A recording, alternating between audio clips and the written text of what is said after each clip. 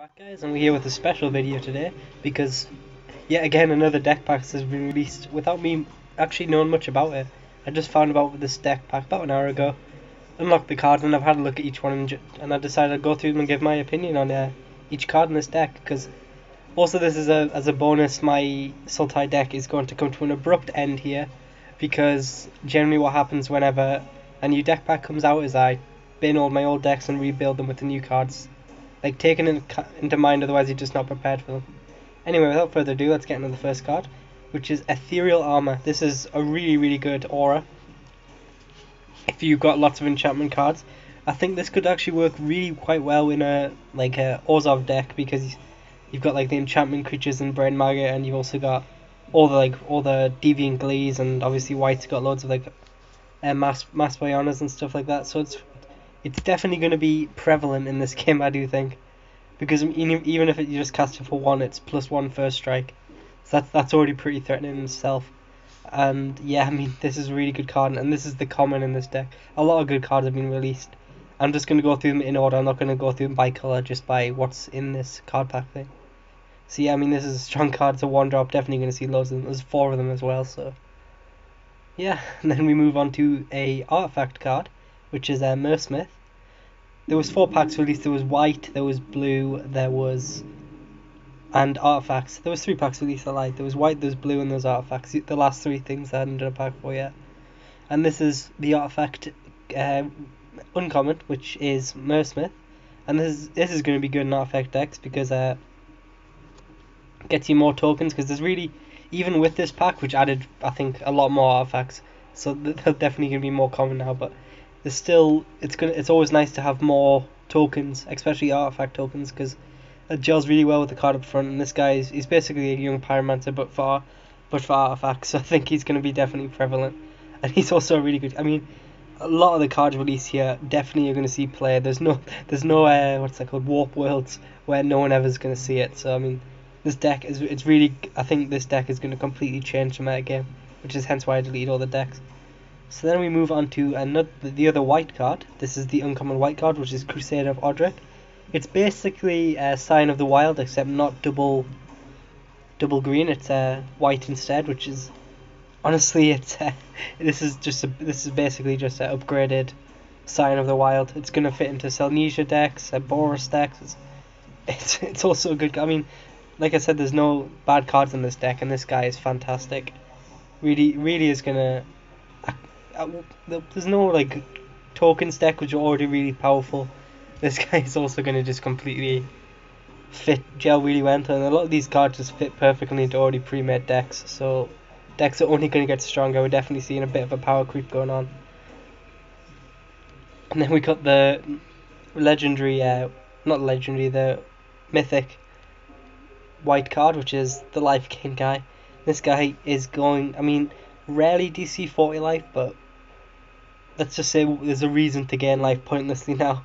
Before, I mean, if you just cast a Sylvian bounty and stuff just to gain the 8 life, it didn't really change much. But now you've got to try and keep your opponent under 40 life at all times, otherwise this card will just come down and win you the game. And obviously he's a massive body as well, so I think removal is also going to become a lot more common, especially exile.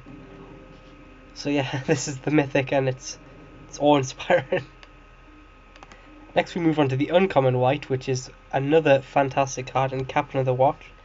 This is ridiculous. Again, it's not as ridiculous as some of the other cards, but it's 6 for, you get a 3/3, and you get 3 2/2s as long as this guy's on the field. So that's pretty good value in itself. Even to remove this guy, you got 3 1/1 white soldiers out of it, which is pretty strong in itself. It's a decent end of the battlefield effect.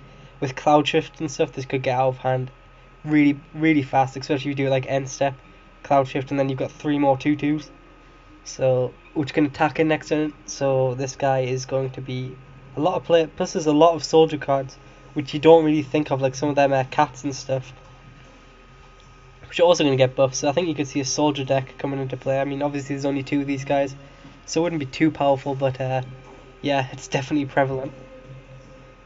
Next we move on to the first blue card, which is Peel from Reality, which is a card which when I saw I really liked. I don't think it's definitely not the strongest card. It's the common as well, so it's not going to be. I don't think it's going to be game changing, but it's going to be a lot of fun. Basically, it's 2 mana instant, and you get to bounce one of your own creatures, and bounce one of theirs. So if they have I don't know, if they have like a tribute to hunger, and you've got one of your like a Talrand out by itself, and you could peel from reality. Well, Talrand's not a bad example because you get a token, but I don't know. Just say you have like a gutter snipe out, and then they play like a really big threatening guy, and then they try and remove your creature. You can bounce your creature and bounce theirs straight into their hand, so it's basically a 2-for-1, which I think is going to be quite funny.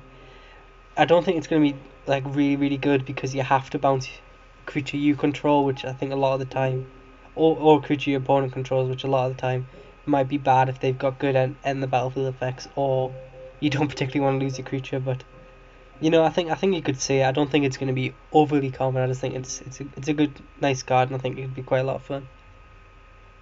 Next, we move on to the rare artifact creature, which is this guy, which is going to be absolutely crazy. Artifact creatures get +1/+1, so he's already an instant included in any artifact deck. Plus, his power and toughness is equal to the number of artifacts you control. So this guy is just going to go nuts. Artifact decks are going to be a hell of a lot more threatening now. Like I said, this power creep has got really almost out of control, and I think this could get a bit crazy. But yeah, I mean, this guy he's an auto include in any artifact deck. A lot of these cards just say auto include in decks, and this is definitely one of them. I mean, there's not much else to say about him. Next, we move on to a funny card I don't think we'll see much play of, but in self-mill decks, this could see a lot of potential. If you draw a card while your library has no cards in it, you win the game. So it's an interesting card. It's another win condition like a sovereign that's not losing life. So it's interesting. I don't think you'll see many people. Not many people like to self-mill apart from them crazy spider spawn decks, which I mean it's up there. It's just I don't think this guy is going to be overpowered or anything. If I ever lose to this guy, I will just smack my head on the keyboard and probably never play the game again. He's a bit niche because you've got one whole turn to remove him, and they're going to be down to one card in hand. So yeah, he's a card in this deck. I'd say he's probably the silliest. He's this deck pack's equivalent to Warp Worlds, apart from he's not an 8-drop.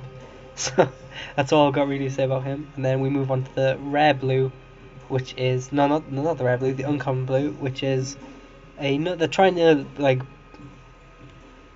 build the whole flying card thing. They did it, I think, for the Garruk's expansion as well. They give a couple more good flyers, and this guy's also pretty good. I mean, creature anything with flying costs 1 less to cast, so Baneslayers for 4. That's pretty ridiculous. You know, like Soul of Ravnica's for 5. You know, just crazy stuff like that. It's a nice card, and it's definitely. I mean, there's not too many flying decks, but if people start to build them, this guy will find a place definitely. Next, we move on to the rare, which is Master of Waves, which is an interesting card. It's a 4-drop, 2/1, which is pretty weak on that side, but it's got protection from red, so it means no Anger of the Gods, no shocks. So that's really powerful in this metagame. I think the only like actual damage removal is really like Righteous Blow and Ulcerates. So white and black are only really colours that can touch this thing. And elemental creatures, you get +1/+1. There's not too many elementals, but they do exist. I mean, Young Pyromancer this guy is going to gel really well with.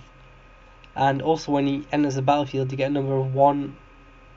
So basically, when he enters the battlefield, you get a number of 1/0 blue elemental creatures. So basically, if this guy dies, your elemental creatures die, which this guy produces, equal your devotion to blue, which is interesting because there's not really too many like blue blue heavy cards. I mean, like which stay on the battlefield. I mean, Soul of Ravnica's 2. That's really the only one I can think off the top of my head.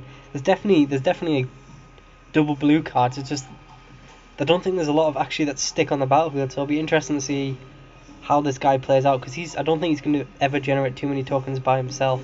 I think he's going to gel with other cards like maybe Rockslide Elemental, Young Pyromancer, stuff like that. So it'll be interesting to see how he fits in. I think he's going to be a card which I'd say he's the weakest. I can't remember, mythic. He's the weakest mythic that's been released, but he's definitely not weak by himself. So I think he's pretty strong, and I think he could see play. I think it'll take a while for people to realise how we'll get the best out of them. So there's just some cards we already have. We have the... No, not you, Brain Maggot. You've already been released. We already have Savage Slasher, which is our common artifact guy, which he gets bigger in the front for every artifact card in the graveyard. I don't think that's particularly good.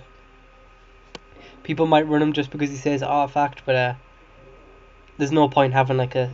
Just say best case scenario, you've got like a 5-1. He's just going to get chump blocked and killed. So, I mean, as a 1-drop, a 2-drop, it's not bad, but I think there's definitely better cards, and now that artifacts are being flooded, I wouldn't be surprised to see these guys not actually find a place. Well, if they'd been released before, they definitely would have. So yeah, that's all I've got to say about that. Let's go down. So then, okay, now we move on to all stuff we got before, and now we move on to the final card, I believe. Yeah, but I haven't missed one out, and this is what we call a game changer, as this is, I'd say, as prevalent and as dangerous as Sovereign. This is Darksteel Colossus. He's an 11-drop, colourless, so ramp decks will play him. I like how they got rid of Infect. Originally this card had Trample, Indestructible and Infect.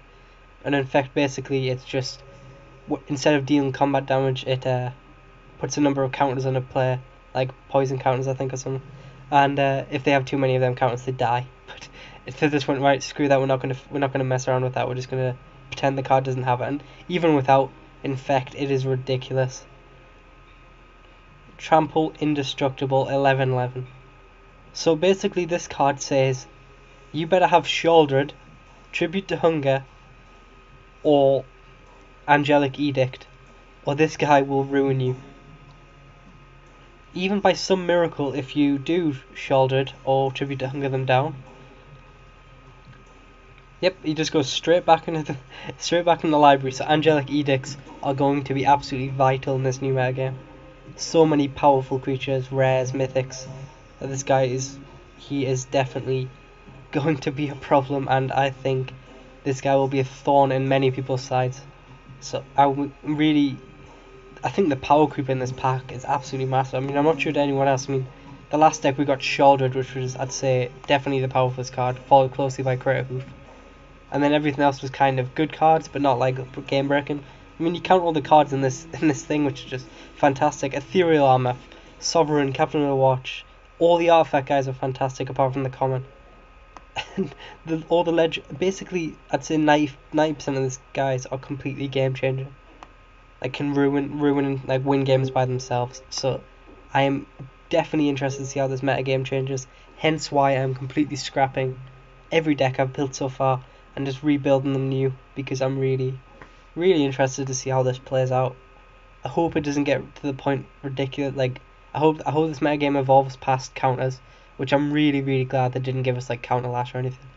Because with counter and aura being so powerful, I think they have really helped beat that with such like Darksteel Colossus, because counters just means you get him a bit later. And other cards, I mean, yeah, he's I think it's good. I mean, counters obviously is still fantastic. I'm just glad they didn't give us any more. And at the minute, I think a lot of these cards will see play, and that's really all I've got to say, really. I mean, you've seen all the cards. I've talked about some of them, and I'm still in a bit of shock about how good some of the cards they give us are. But we'll see. Artifacts is going to move from being it was kind of niche before. Like, it was good, but it needed like perfect hands and stuff, and now it's just gonna, in my opinion, it's just gonna skyrocket to one of the most powerful decks. So it'll be interesting to see how people play that. And for the minute, thanks for watching. If you've got any comments or opinions on the cards that have been released yourself, I'm looking forward to reading them, hopefully. And yeah, so I will see you guys tomorrow, where we'll try and build a new deck by then.